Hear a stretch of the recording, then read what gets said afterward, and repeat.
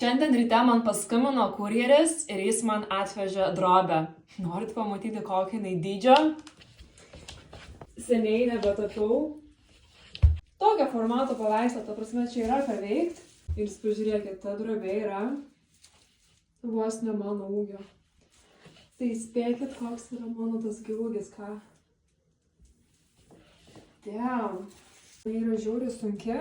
Čia yra ką veikti, net neapsisuka man čia normaliai.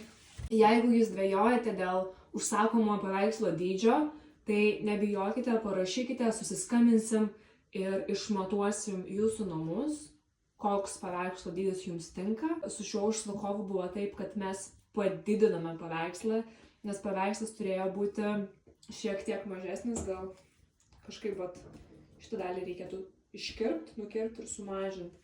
Tai būtų ženkliai mažesnis, bet čia bus miesto panorama. Kokio miesto? Pamatysim kitais metais.